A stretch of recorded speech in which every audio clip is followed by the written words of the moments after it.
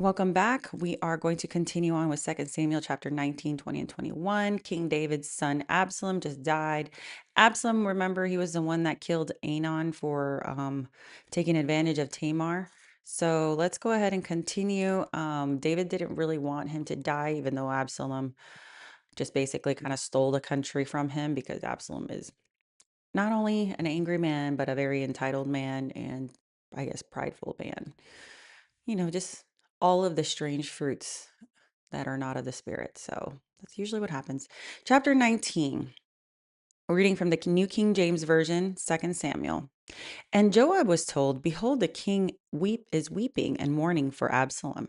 So the victory that day was turned into mourning for all the people, for the people heard it said that day, The king is grieved for his son. And the people stole back into the city that day as people who are ashamed steal away when they flee in battle.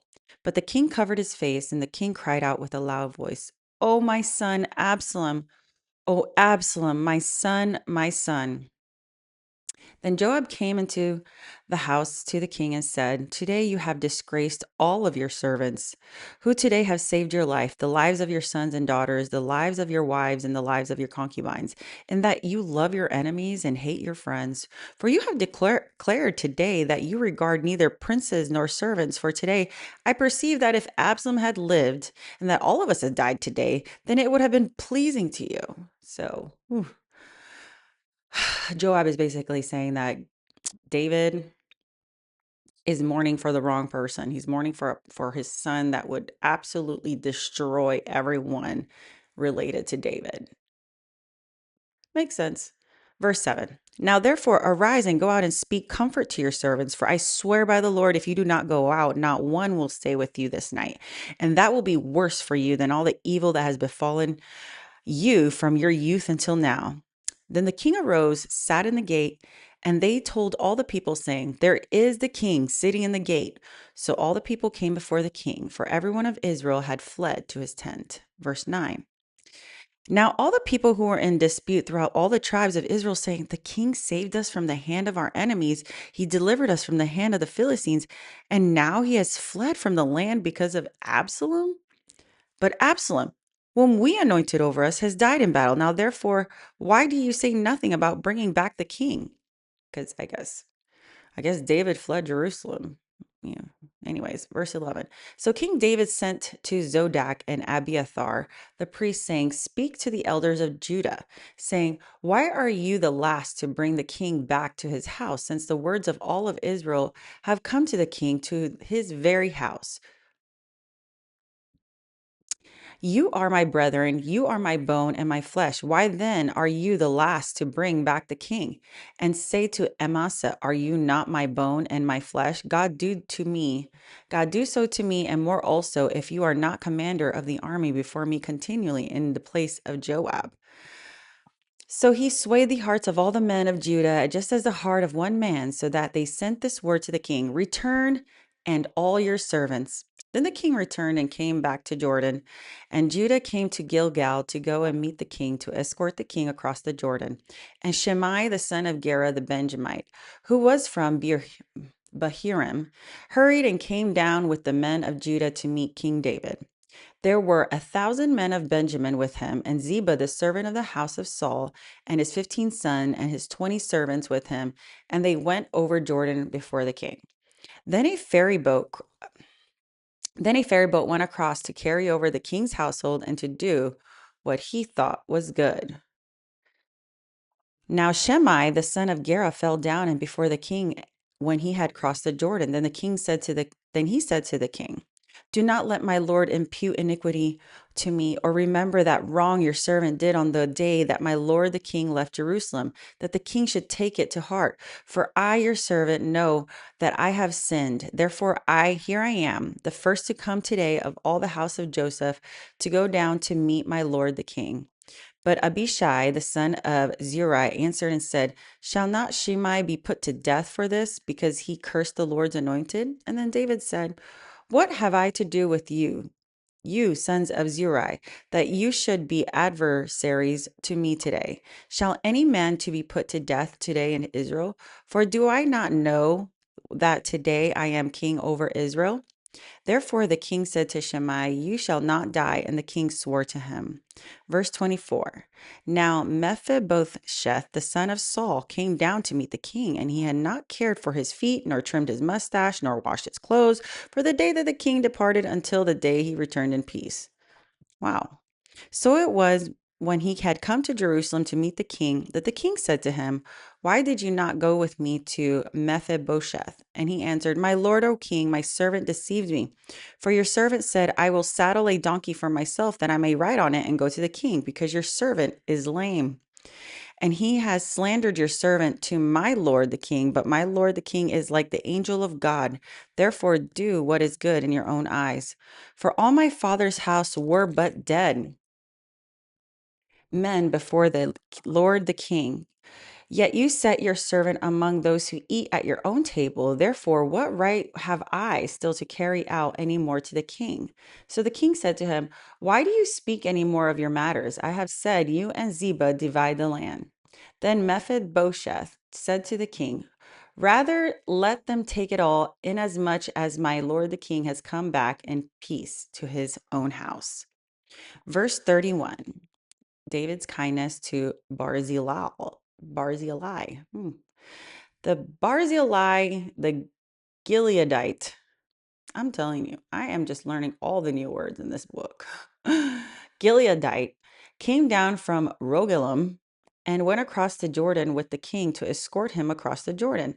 Now Barzillai was a very aged man, 80 years old, and he had provided the king with supplies while he stayed in Mahanaim, for he was a very rich man. And the king said to Barzillai, "Come across with me, and I will provide for you while you are with me in Jerusalem." But Barzillai said to the king, "How long have I to live, that I should go up with the king to Jerusalem? I am today 80 years old. Can I discern between the good and bad? Can your servant taste what I eat and what I drink? Can I hear any longer the voice of singing men and singing women? Why then should your servant be a further burden to the Lord my king? Your servant will go and a little way across the Jordan with the king. And why should the king repay me with such a reward? Please let your servant turn back again, that I may die in my own city, near a grave of my father and mother. But there is your servant Chiham. Let him cross over with my lord and the king, and do for him what seems good to you." And the king answered, "Chalhilam shall cross over with me, and I will do for him what seems good to you. Now, whatever you request of me, I will do for you." Then all the people went over the Jordan, and then the king had crossed over. The king kissed Barzillai and blessed him, and he returned to his own place. Now the king went on to Gilgal, and Chimham went on with him, and all the people of Judah escorted the king, and also half the people of Israel. Just then all the men of Israel came to the king and said to the king, "Why have our brethren, the men of Judah, stolen you away and brought the king, his household, and all of David's men with him across the Jordan?" So all the men of Judah answered the men of Israel, "Because the king is a close relative of ours. Why then are you angry over this matter? Have we ever eaten at the king's expense, or has he given us any gift?" You know what's so crazy? I just love the way that the people in the Bible literally, like, they thought lot like, if I never did that, why are you assuming this? And they weren't afraid to say it. And we need to be a little bit more like that, okay? You can't let people with audacity bully you into believing certain things about yourself when you remember, like, I'm sorry, you saying this, didn't you say this? We call that today accountability. Anyways, um 43. And the men of Israel answered the men of Judah, said, "We have 10 shares in the king. Therefore, we also have more right to David than you. Why then do you despise us? Were you not the first who advised bringing back our king?" Yet the words of the men of Judah were fiercer than the words of the men of Israel. Interesting. Chapter 20.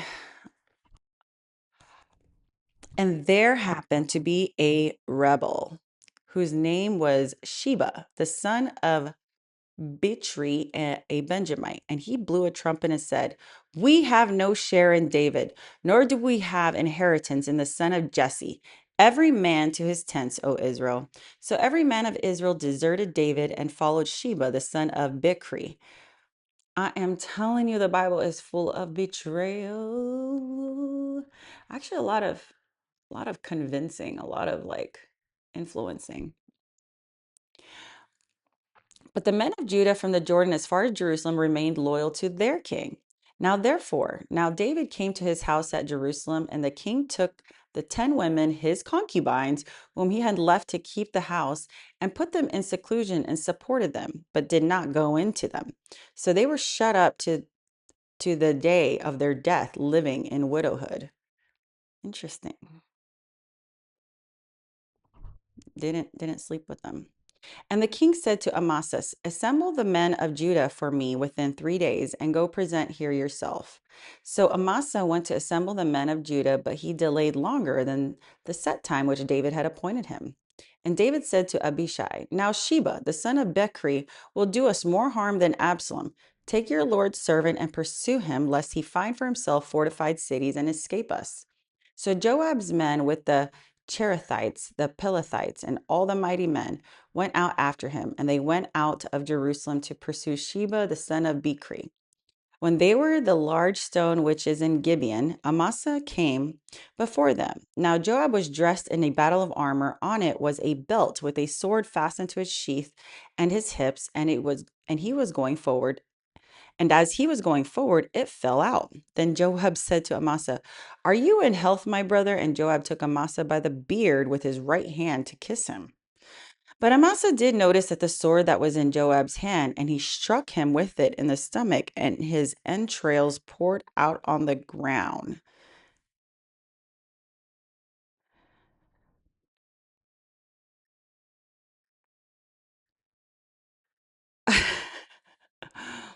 So the sword fell out, and he picked it up.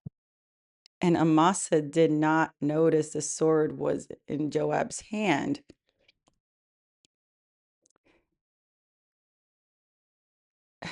And he stuck Amasa in the stomach, and his entrails poured out on the ground. What? Where did he stick this sword, you guys? I can't. I'm not. I might Google it. I might not. I might. I might. I don't know. Thus he died. Then Joab and Abishai, his brother, pursued Sheba, the son of Bichri. Meanwhile, one of Joab's men stood near Amasa and said, whoever favors Joab and whoever is for David, follow Joab. But Amasa wallowed in his blood in the middle of the highway. And when the man saw that all the people stood still, he moved Amasa from the highway to the field and threw a garment over him. When he saw that everyone who came upon him halted. When he was removed from the highway, all the people went on after Joab to pursue Sheba, the son of Bichri. And he went through all the tribes of Israel to Abel and Beth Makkah and all of the Berites, so that they gathered together and also went after Sheba. Then they came and besieged him in Abel of Beth Makkah. And they cast up a siege mound against the city, and it stood by the rampart. And all the people who were with Joab battered the wall to throw it down. Then a wise woman cried out from the city, hear, hear, please say to Joab, come nearby that I may speak with you. When he had come near, the woman said, are you Joab? He said. He answered, I am. And she said to him, hear the words of your maidservant. And he answered, I am listening. So she spoke, saying, they used to talk in former times, saying, they shall surely seek guidance at Abel, and so they will end this dispute. I am among the peaceable and faithful in Israel. You seek to destroy a city and a mother in Israel. Why would you swallow up the inheritance of the Lord? And Joab answered and said, far be it from me that I shall swallow up or destroy. That is not so, but a man from the mountains of Ephraim, Sheba, the son of Bichri by the name, who has raised his hand against the king, against David. Deliver him only, and I will depart from the city. So the man said to Joab, watch, his head will be thrown to you over the wall. Then the woman in her wisdom went to all the people, and they cut off the head of Sheba, the son of Bichri, and threw it out to Joab.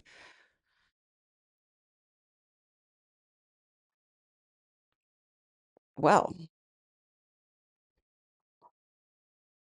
then he blew a trumpet, and they withdrew from the city, every man to his tent. So Joab returned to the king of Jerusalem.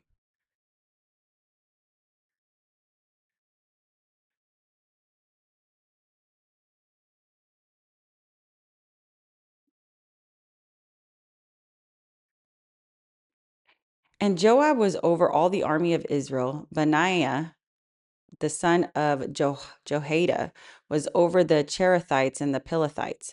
Adoram was in charge of the revenue. Jehoshaphat, the son of Ahilud, was recorder. Sheva was scribe. Zodak and Abiathar were the priests. And Ira Jireh was the chief minister under David. Chapter 21.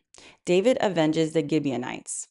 Now, there was a famine in the days of David for 3 years, year after year, and David inquired of the Lord, and the Lord answered, "It is because of Saul and his bloodthirsty house, because he killed the Gibeonites." So the king called the Gibeonites and spoke to them. Now the Gibeonites were not of the children of Israel, but the remnant of the Amorites. The children of Israel had sworn protection to them, but Saul had sought to kill them in his zeal for the children of Israel and Judah. Therefore, David said to the Gibeonites, "What shall I do for you? And with that, what shall I make atonement that you may bless the inheritance of the Lord?" And the Gibeonites said to him, "We will have no silver or gold from Saul or from his house, nor shall you kill any man in Israel for us." He said, "Whatever you say, I will do for you." Then they answered the king, "As for the man who consumed us and plotted against us that we should be destroyed from remaining in any of the territories of Israel, let 7 men of his descendants be delivered to us, and we will hang them before the Lord in Gibeah of Saul, whom the Lord chose." And the king said, "I will give them." But the king spared Mephibosheth, the son of Jonathan, the son of Saul, because of the Lord's oath that was between them, between David and Jonathan, the son of Saul. So the Lord took Armoni and Mephibosheth, the 2 sons of Rizpah, the daughter of Aiah, whom she bore to Saul, and 5 sons of Michal, and daughter of Saul, the daughter of Saul, whom she brought up for Adriel, the son of Barzillai, the Methelite. And he delivered them into the hands of the Gibeonites, and they hanged them on the hill before the Lord. So they fell, all 7 together. They were put to death in the days of the harvest, in the first days, in the beginning of the barley harvest. You see the blood sacrifice that we'll see if this works. We'll see if this works. See if they got out of this famine. Verse 10. Now Rizpah, the daughter of Aiah, took a sackcloth and spread it for herself on the rock from the beginning of the harvest until the late rains poured on them from heaven. And she did not allow the birds of the air to rest on them by day, nor the beasts of the fields by night. And David was told what Rizpah, the daughter of Aiah, the concubine of Saul, had done. Then David went and took the bones of Saul, the bones of Jonathan his son, from the men of Jabesh, who had stolen them from the street of Bethshan, where the Philistines had hung them up after the Philistines had struck down Saul in Gilboa. Bro, one verse literally has like a week worth of story. Like it's crazy. One verse. And this is why and the Bible is just like still has to like look how thin these pages are, and there's so many. But it's very detailed, even down to the verse. So he brought up the house of Saul and the bones of Jonathan, his son, there, and they gathered the bones of those who had been hanged. They buried the bones of Saul and Jonathan and his son in the country of Benjamin in Zelah, in the tomb of Kish his father. So they performed all that the king had commanded, and after that God heeded the prayer for the land. When the Philistines were at war again with Israel, David and his servants with him went down and fought against the Philistines, and David grew faint. Then Ishba-bonab, who was one of the sons of the giant, the weight of the bronze spear was 300 shekels, who was hearing the new sword, thought that he could kill David. And Abishai, the son of Zeruiah, came to his aid and struck the Philistine and killed him. And then the men of David swore to him, saying, "You shall go out no more with us in battle, lest you quench the lamp of Israel." Now it happened afterwards that there was again a battle with the Philistines at Gob. Then Shebekah and Hushai killed Saph, who was one of the sons of the giant. Again, there was a war at Gob with the Philistines, where Albanian, the son of Jehoram, the Bethlehemite, killed the brother of Goliath, the Gittite, the shaft of whose spear was like a weaver's beam. Yet again, there was war at Gath, where there was men of great stature who had 6 fingers on each hand and 6 toes on each foot, 24 in number. And he was also born to a giant. So when he defied Israel, Jonathan, the son of Shimei, David's brother, killed him. These 4 were born to the giant of Gath, and they fell by the hand of David and by the hand of his servants. Praise God.